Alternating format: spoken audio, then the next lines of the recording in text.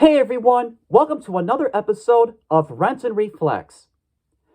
Just the idea of transforming into an animal, whether if it's as a punishment, a curse, or a magic spell of some kind, has oftentimes been fascinating to me. In the number of films and TV shows I've seen which feature transformation as a plot device, it's usually done very effectively. This movie is one of those cases in which, while its premise has potential, it generally falters along the way in terms of conception. Allow me to explain. The story involves a young man named Owen who discovers a secret box that was once owned by his uncle Bob, who has his own circus. Inside the box is a never-ending supply of animal crackers. Anyone can transform into any animal based on whatever animal shape he or she eats. And there will always be at least one human-shaped cracker that will allow the person to change back. Little does Owen know that his other uncle, named Horatio, who has gone through some hard times and has developed quite a bit of jealousy over his brother Bob, feels that he would not rest until he got his hands on the animal crackers and uses them for his own personal gains.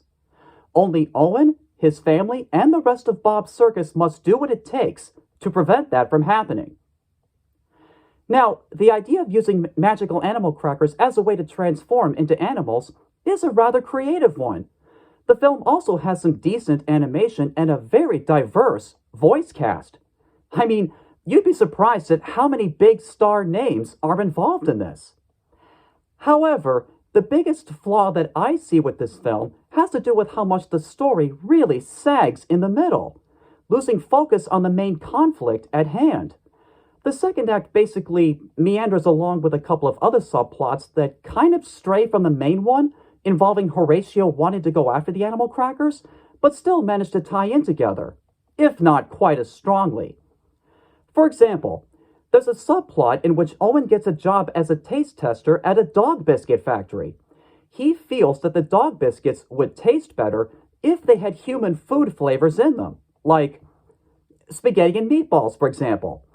So his intelligent coworker, named Binkley, tries to come up with the most perfect formula to make that happen.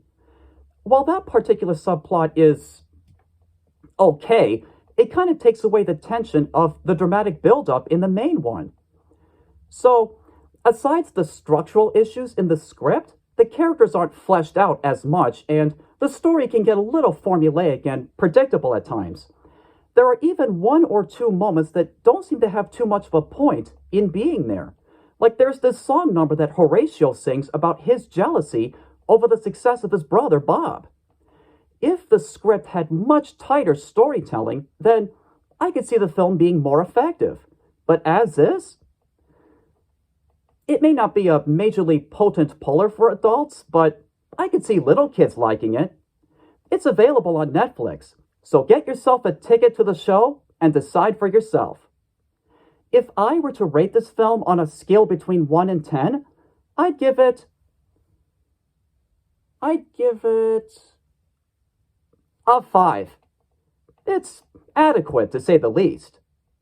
And that, ladies and gentlemen, has been my review. Thanks for watching, and I'll see you next time.